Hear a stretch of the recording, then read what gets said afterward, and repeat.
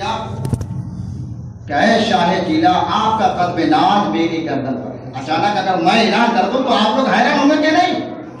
ظاہر سی بات ہے. اپنے بازی کے درمیان جنید بغدادی رضی اللہ تعالیٰ عنہ فرماتے ہیں کہ اے شاہ جیلا آپ کا قدم ناز میری گردن پر بھی ہے بغیر کسی انکار کے. اللہ اکبر. جب ممبر سے نیچے اترے اور نماز جمعہ سے فارغ ہوئے تو لوگوں نے اپنے کلمات کے بارے میں پوچھا مریدوں نے کہ سرکار اس کلمہ کا کیا مطلب ہے جو آپ نے بغیر کسی توقف کیے ہوئے فرمایا کہ آپ کا قدم ناز بھی میری گردن پر ہے بغیر کسی کے انکار کیے ہوئے. تو اس وقت جنید بغدادی رضی اللہ تعالیٰ عنہ نے فرمایا کہ ہاں میں نے کہا ہے اس کا مطلب یہ ہے کہ ابھی تجلیت ربانی کا مجھ پر ورود ہوا اور جو ہی میں مستغرب ہوا تو آواز آئی. میں نے دیکھا کہ 5ویں صدی کے وقت میں ایک اللہ کا برگزیدہ بندہ ظاہر ہوگا جس کا نام عبد القادر ہوگا. والد ماجد کا نام ابو صالح موسیٰ جنگی دوست ہوگا. والدہ ماجدہ کا نام امت الجبار ام الخیر فاطمہ ہوگا جو پروردگار عالم کے حکم کی تعمیل کرتے ہوئے اعلان کرے گا قدمی ہاتھی علی رکبت کل ولی اللہ. میرا یہ قدم تمام اولیاء کرام کے گردن پر ہے. چنانچہ میں نے خیال کیا, میرے دل میں خیال آیا کہ میں تو اس زمانے کا نہیں ہوں, اپنے گردن کیوں جھکاؤں, میں تو اس کے عہد کا نہیں ہوں, اپنے گردن پر ان کا قدم ناز کیوں لوں. اللہ اکبر. جنید بغدادی رضی اللہ تعالیٰ عنہ فرماتے ہیں اتنا میرے دل میں خیال آنا تھا جب میں اللہ تبارک و تعالیٰ کو ناراض اور قہر کو دیکھا, دیکھتے ہی میں نے اپنے گردنیں جھکا دی. اے اللہ تبارک و تعالیٰ کہ نیک بندے شاہ جیلا آپ کا قدم ناز میری گردن پر. سبحان اللہ سبحان اللہ. اس لیے میرے امام فرماتے ہیں کہ جو ولی قبل ہوئے یا بعد ہوئے یا ہوں گے, جو ولی قبل ہوئے یا بعد ہوئے یا ہوں گے, سب ادب رکھتے ہیں میرے آقا دل میں تیرا, سب ادب رکھتے ہیں دل میں میرے آقا تیرا. یہ حضور سرکار غوث اعظم کی بات کہ اللہ تبارک و تعالیٰ نے ساری چیزیں شاہ جیلا کے دست مبارک میں رکھ دی. وہ خود بیان فرماتے ہیں وما منہا دہور او شہور. کیا مطلب اس کا کہ کوئی بھی سال اس وقت تک نہیں آتا جب تک کہ وہ سال میری بارگاہ میں سلام پیش کیے میری اجازت کے بغیر آ نہیں سکتا. یہ جنوری والا نہیں, عربی والا مہینہ, کوئی بھی ہفتہ میری اجازت کے بغیر آتا نہیں, کوئی بھی دن میری اجازت کے بغیر آتا نہیں. نام سنے ہوں گے ایک اللہ کے ولی حضرت علی بن ہتا. یہ وہ بزرگ ہے کہ حضور سرکار غوث اعظم رضی اللہ تعالیٰ عنہ کے زمانے کی, اور یہ وہ ہستی ہے کہ فرمان غوث اعظم جو قدمی ہاتھی علی رکبت کل ولی اللہ, جب آپ نے فرمایا تو سب سے پہلے اس مجلس میں جس نے آپ کے قدم ناز کو اپنے کندھے پر لیا وہ حضرت علی بن ہتا رضی اللہ. وہ 29ویں رمضان کو حضور سرکار غوث اعظم کے دربار میں حاضر اور دیکھا کیا, ایک نہایتی حسین و جمیل خوبصورت نوجوان, دیکھتے ہی دنگ رہ گئے. کچھ باتیں بھی غوث اعظم سے. جب وہ نوجوان چلا تو بارگاہ غوثیت میں عرض کیا کہ حضور یہ انسان بڑا خوبصورت ہے, نہایت حسین و جمیل. کون تھا وہ؟ غوث اعظم فرماتے ہیں کہ وہ کوئی آدمی نہیں تھا بلکہ عید کا چاند تھا. سبحان اللہ.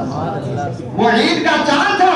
وہ میرے دربار میں اس لیے آیا تھا کہ سرکار آپ اجازت دے, آپ کا حکم کیا ہے, آپ اگر کہیں تو میں 29ویں تاریخ کو نکل جاؤں, آپ اگر کہیں تو میں 30 کو نکلوں, آپ کی اجازت پر رب تعالیٰ نے موقف کر دیا, آپ جیسا کہیں گے ویسا ہی ہوگا.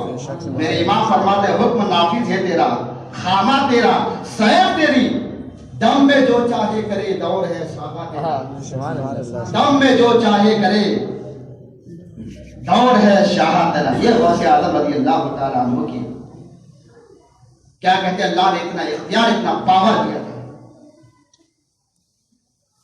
کہ اللہ والے میں کوئی اختلاف نہیں. ہم نوجوانوں میں جو اللہ والوں کے دامن کو چھوڑ دیا ہے, فرامین رسالت کو ترک کر دیا ہے, آج کیا دیکھتے ہیں نماز کے لیے ہم بھی امام ہیں, ہم دیکھتے ہیں لوگ کھراٹے مار کے سو رہے ہیں آرام سے, لیکن ادھر فجر کی اذان کانوں میں ٹکراتی ہے، کبھی توفیق نہیں ہوتی کہ وضو بنا کر کے مسجد میں جماعت کے ساتھ نماز کی پابندی کی جائے۔ یہ تو ان لوگوں کا حال ہے جو لوگ نماز ادا کرتے ہیں، نماز پڑھتے ہیں، لیکن اپنے نفس کو مشقت میں ڈالنا نہیں چاہتے۔ یہ نتیجہ ہے، 8 بجے اٹھیں گے اور چائے کی دکان میں فلاں جگہ ایسا ہو گیا، وہاں ایسا ہو گیا، آج تو فلاں نے جو کہ فلاں کی بیوی کو طلاق دے دیا، آج تو جو کہ فلاں کے لڑکے نے اپنے باپ کو مار دیا، یا یہ ہو گیا، وہاں یہ ہو گیا۔ لیکن آج تک کسی نے یہ سوچا کہ یہ جو ایسا ہو رہا ہے، بھائی بھائیوں میں جھگڑا، باپ بیٹے میں نفرت، میاں بیوی میں جھگڑا ہو رہا ہے، کیا کبھی آپ نے سوچا کہ یہ سلب کیسے ہوگا، اس جھگڑے کو کیسے دور کیا جائے گا؟ کبھی ہم لوگوں نے نہیں سوچا۔ یہ اللہ والوں کا طریقہ نہیں ہے۔ یہ اللہ والوں کا طریقہ تو یہ ہے کہ اگر دو بھائیوں میں اگر جھگڑا ہو تو وہاں جا کر کے آپ اس کو دفع کریں، سلجھا دیں۔ یہ مذہب اسلام ہمیں اس چیز کی اجازت دیتی ہے۔ اور یہ نتیجہ یہ دماغ میں آیا کہاں سے؟ یہ مذہب اسلام سے دور ہونے کا نتیجہ ہے۔ مذہب فرامین رسالت کو ترک کرنے کا نتیجہ یہ ہے کہ آج تو کچھ لوگ ایسے دیکھنے کو بھی ملتے ہیں جو ہم پر فرض ہیں، ہم فرض نہیں سمجھتے، اور کبھی نہ ہمیں احساس ہوتا ہے کہ نماز پنجگنا ہم پر فرض کیا گیا ہے۔ لیکن کچھ لوگ ایسے بھی ہیں کہ نماز پنجگنا تو دور کی بات ہے، جو ہفتے میں ایک دن جمعہ آتا ہے اس پر بھی ہم شامل نہیں ہوتے، جو سال میں ایک مرتبہ عید کا دن، خوشی کا دن آتا ہے اس میں بھی شریک نہیں ہوتے۔ اور خوشی کہتے عید کا دن ہے، لباس تو ایک دم ایک سے قیمتی لباس پہنا کرتے ہیں، اور خوشیوں کا اظہار کا تھیٹروں میں جا کے کرتے ہیں، ہال میں جا کر کے کرتے ہیں، اور اپنے آپ کو ہم کہتے ہیں کہ مسلمان، یہ اولیاء کرام کے نقش قدم پر ہم چلنے والے ہیں، رسول اللہ کی محبت ہمارے دلوں میں ہے۔ ہمیں شرم آنی چاہیے۔ اس طریقے سے اللہ والے خوشیوں کا اظہار نہیں فرماتے، نہیں کرتے تھے۔ اللہ تبارک و تعالیٰ کی بارگاہ میں یہ عریضہ ہے، ہم سارے مسلمانوں کو اولیاء کرام کے نقش قدم پر چلنے کی توفیق عطا فرمائے، تمام قسم کے ہر قسم کی برائیاں، ہر قسم کی گناہوں سے، اور بالخصوص ہم سب کے دلوں میں آخرت کی فکر عطا فرمائے۔ جو گنہگار ہے، جو گناہ کے کام میں ملوث ہے، اللہ تبارک و تعالیٰ اس سے دور رکھنے کی توفیق عطا فرمائے، اپنے گناہوں سے جلد توبہ کرنے کی توفیق عطا فرمائے۔ میں یقین کی پوری قوت سے کہتا ہوں کہ جب آپ فرامین رسالت کو اپنی سینے سے لگائیں گے اور اولیاء کرام کے نقش قدم پر چلیں گے تو انشاءاللہ العزیز آپ کو کوئی بھی دفع نہیں کر سکے۔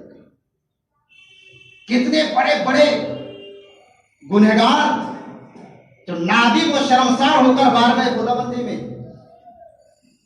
اپنے سر جھکائے تو کہاں سے کہاں پہنچ گئے، کہاں سے کہاں پہنچ گئے۔ حبیب کا نام سنا ہے آپ لوگوں نے؟ یہ حبیب یہ بصرہ کا رہنے والا تھا، کوئی ایسا گناہ نہ تھا جو اس نے نہ کیا تھا۔ رحم نام کی کیا چیز ہے اس کے دل میں نہیں۔ رحم کیا چیز ہوتی ہے؟ ان کا کاروباری کیا تھا؟ سود کا کاروبار تھا، جس کو ہم اچھی نظر سے ہم دیکھتے ہیں آج کل اس دور میں، کیونکہ ہمارا کام ہی ایسا ہے کہ اللہ اور اس کے رسول نے جس چیز کو کرنے کا ہم حکم دیا ہے اس سے دور رہنا ہے، اور جس چیز سے منع فرمایا ہے اس سے قربت حاصل کرنی ہے۔ یہ ہمارا نیچار مزاج ہے۔ تو اس کا کام تھا سود کا کاروبار، ہر ہفتے میں وصول کیا کرتا تھا۔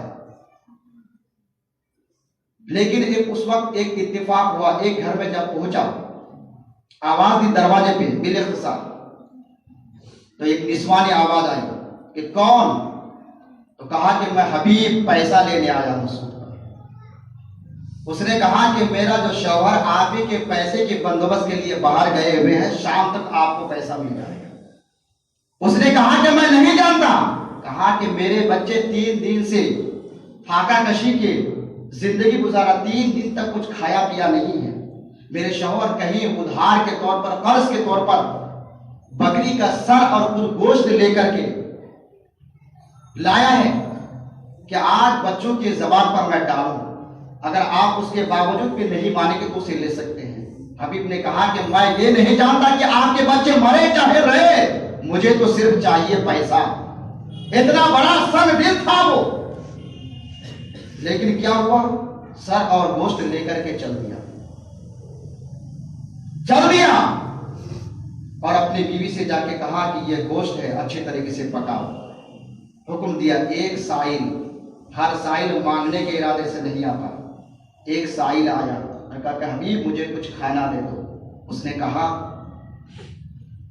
کہ دیکھو میں تمہیں تو کھانا نہیں دے سکتا۔ کیوں؟ اس لیے کہ ابھی ابھی میں نے فلاں جگہ سے بکری کا سر کچھ گوشت لے کر کے آیا ہے، اگر میں تمہیں دے دوں گا تو میں کھاؤں گا کیا؟ لہذا تم جاؤ۔ کیوں؟ اس لیے کہ اگر تم بھوکے رہو گے تو مر نہیں جاؤ گے، لیکن اگر میں تمہیں دے دوں گا تو میں کنگال ہو جاؤں گا۔ جاتے جاتے اس فقیر نے کہا کہ حبیب ابھی بھی وقت ہے، سدھر جاؤ، ابھی بھی وقت ہے، سدھر جاؤ، کیونکہ موت کی تلوار ہمیشہ سر پر لٹک کب آ جائے۔ کیا بھروسہ ہے زندگانی کا؟ آدمی تو بلبلا ہے پانی کا، موت کا کوئی بھروسہ نہیں ہے۔ ابھی بھی توبہ کا دروازہ کھلا ہے، توبہ کر لو، یہ کہتا ہوا چل گیا۔ حبیب کے دماغ میں یہ بات اثر کر گئی، لیکن مکمل طریقے سے اثر نہیں کی تھی۔ جب وہ گھر سے وہ فقیر چلا گیا تو حبیب نے دسترخوان بچھائی کہ لاؤ گوشت۔ جب ہانڈی کا ڈھکن کھولا گیا تو وہ گوشت نہیں تھا بلکہ پورا گوشت خون بن چکا تھا۔ دل میں ہیبت آئی ہوئی اور گھر سے نکل پڑا۔ جب گھر سے نکلا تو چھوٹے چھوٹے بچوں نے جب حبیب کو دیکھا تو بچے آپس میں کہنے لگے کہ یہ حبیب آ رہا ہے، بصرہ کا سب سے بڑا گنہگار آ رہا ہے، بھاگ جاؤ، اسے راستہ دے دو، کہیں ایسا نہ ہو کہ اس کے قدم کا دھول ہمارے اوپر پڑ جائے تو اس کی وجہ سے اللہ ہم سے ناراض ہو جائے اور ان کے پیچھے پیچھے ہمارا بھی ٹھکانہ جہنم نہ بن جائے۔ اور اثر کر گئی۔ اس وقت اس زمانے میں حضرت جنید بغدادی، کیا کہتے ہیں، حضرت حسن بصری رضی اللہ تعالیٰ ان کا عہد تھا۔ جب ان کے مجلس میں گئے تو حضرت حسن بصری رضی اللہ تعالیٰ عنہ واز فرما رہے تھے اور اپنے واضی کے درمیان فرمائے کہ مسلمانوں پلٹ جاؤ، جیتے جی پلٹو، کیونکہ جیتے جی اگر پلٹ جاؤ گے تو کامیاب ہو جاؤ گے۔ کیوں؟ توبہ کا دروازہ کھلا ہے، توبہ کر لو اور فرامین رسالت کو اپنے سینے سے لگاؤ، کیونکہ اللہ بہت ہی بڑا کریم ہے، بہت ہی بڑا مہربان ہے۔ پلٹ جاؤ، کیونکہ اس زمانے کا سب سے بڑا گنہگار، سب سے بڑا پاپی اگر بصرہ کا حبیب اگر توبہ کر لے تو اللہ اسے بھی معاف فرما دے گا۔ حبیب اسی مجلس میں تھا، جیسا ہی سنا وہ قریب گئے۔ اس کے بعد پھر اسی طریقے سے وہ جملے کو دوبارہ لوٹایا اور قریب آئے، اور آنے کے بعد حضرت حسن بصری رضی اللہ تعالیٰ عنہ کے قریب آ کر کے پوچھا کہ سرکار آپ نے کیا کہا؟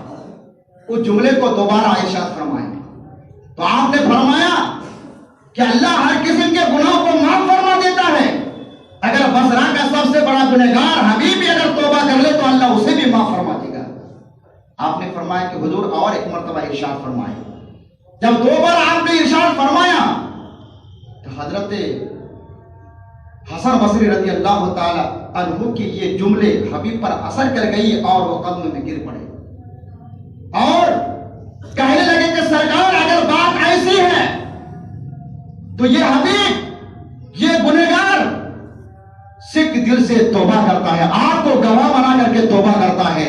حضرت حسن بصری رضی اللہ تعالیٰ عنہ نے پوچھا کہ تم کون ہو؟ کہنے لگے سرکار آپ جس چیز کا تذکرہ کر رہے تھے کہ ہر بچہ جانتا ہے کہ حبیب سب سے بڑا گنہگار ہے، سب سے بڑا پاپی ہے، تو حبیب کوئی اور نہیں ہے، میں ہوں۔ میں آپ کو بنا کر کے، آپ کو گواہ بنا کر کے میں توبہ کرتا ہوں کہ آج کے بعد جن لوگوں سے میں نے پیسہ لیا ہے میں واپس کر دوں گا، اور جن کا یاد نہیں ہے میں راہ خدا میں خرچ کر دوں گا۔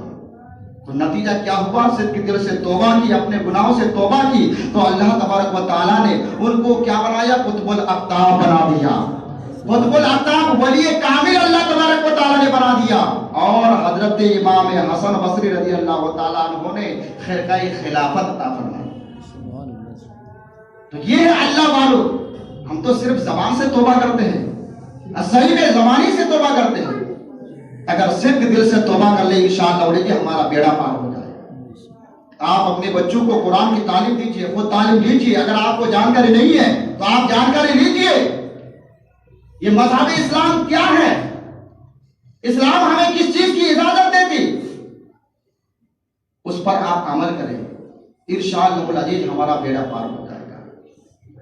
کہ حضرت غوث پاک رضی اللہ تعالیٰ کہ ایسے بزرگ ہیں کہ امت محمدی میں اللہ تبارک و تعالیٰ نے دیا کہ حضرت آدم سے لے کر کے حضرت عیسیٰ تک اور حضرت عیسیٰ علیہ السلام و تسلیم سے لے کر کے قیامت تک عبد القادر جیسا کوئی پیدا نہ ہوگا، عبد القادر جیلانی جیسا پیدا نہ ہوگا امت محمدی میں۔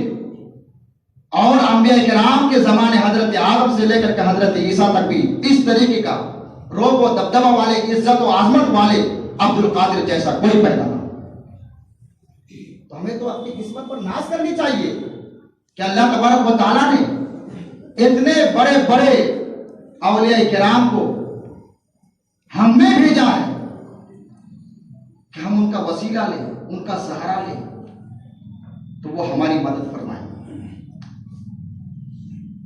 ان کے طور طریقے کو ہم اپنائیں، انشاءاللہ العزیز ہمارا بیڑا پار ہو جائے گا۔ حضور سرکار غوث اعظم رضی اللہ تعالیٰ عنہ